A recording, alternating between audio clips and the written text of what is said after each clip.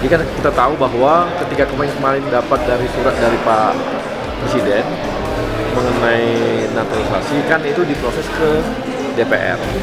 Nah, pada saat kami dapat itu, posisi DPR sedang dalam proses reses. Minggu lalu, DPR udah selesai resesnya. Langsung kita urus dan jadi mudah-mudahan dalam tempo seminggu ini udah ini dan nanti habis itu paripurna. Paripurna kita harapkan mudah-mudahan nggak meleset, tapi kita tunggu aja nanti. Sementara proses seperti yang saya sampaikan, setelah jabat tangan dengan Ketua Umum baru akan diumumkan secara resmi. Sementara dalam proses.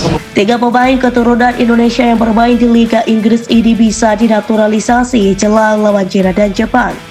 Nomor 1 punya harga pasaran 278 miliar rupiah.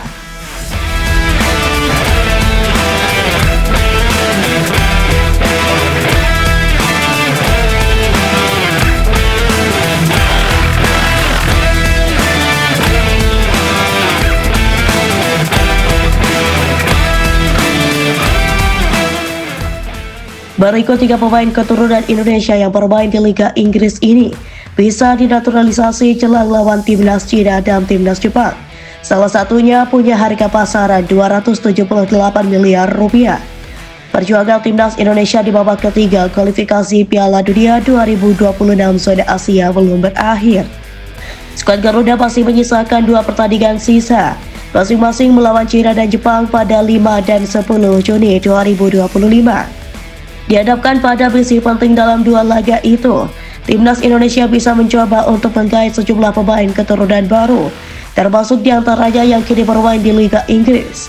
Siapa saja mereka? Simak ulasan berikut ini.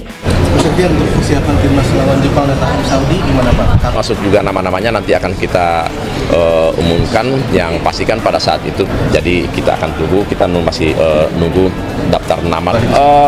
Saya belum tahu persis kapan datanya, tapi secepatnya karena juga akan ada persiapan untuk menjelang dengan Jepang.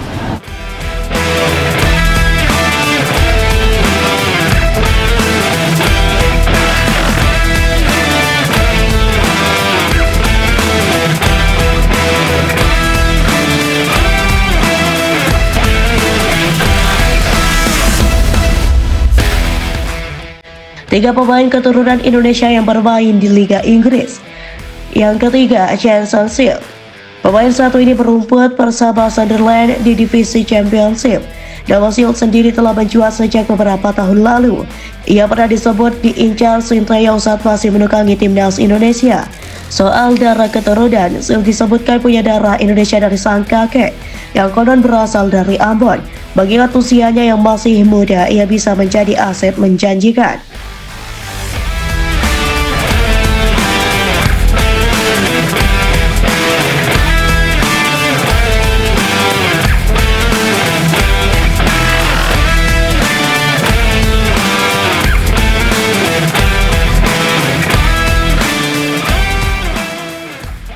Yang kedua, Delian Manho.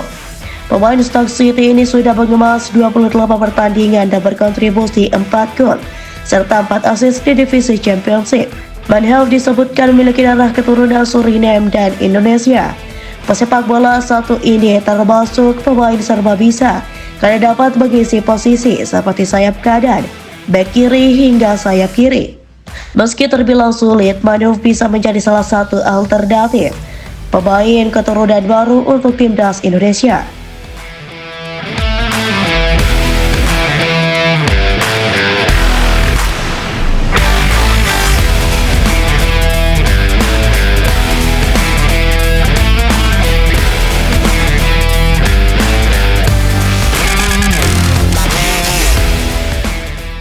Yang pertama, Pascal Struijk. Saat ini sang pemain membela Leeds United yang berlaga di Championship kasta kedua Liga Inggris. Struijk punya nilai pasaran mencapai 278,11 miliar rupiah.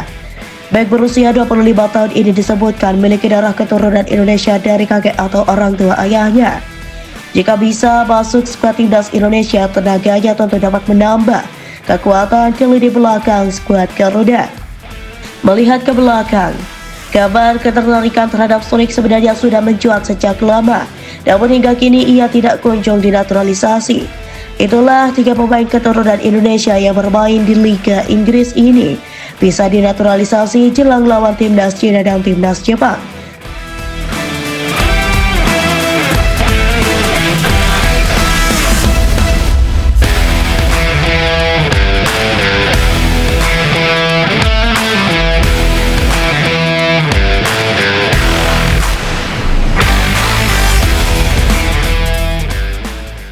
Patrick Kluivert dan Pascal Struijk duduk bareng di tribun Kassam Stadium. Apakah ini pertanda Pascal Struijk akan menjalani proses naturalisasi dalam waktu dekat untuk memperkuat timnas Indonesia? Patrick Kluivert terpantau menyaksikan laga Oxford United versus Leeds United yang merupakan lanjutan pekan ke-43 Liga 2 Inggris 2024-2025. Sabtu 19 April 2025 dini hari waktu Indonesia Barat. Di akun Instagramnya @patrickkluivert, Patrick Kluivert membagikan momen foto bareng dengan pemain timnas Indonesia yang bermain untuk Oxford United, Marcelino Ferdinand. Tak sendiri, Patrick Kluivert ditemani penasihat teknis PSSI Jordi Craft dan asisten pelatih timnas Indonesia Dani Lanza. Selintas tak ada yang aneh dengan unggahan tersebut. Namun ketika pertandingan berlangsung, juru kamera menyorot ke tribun stadion.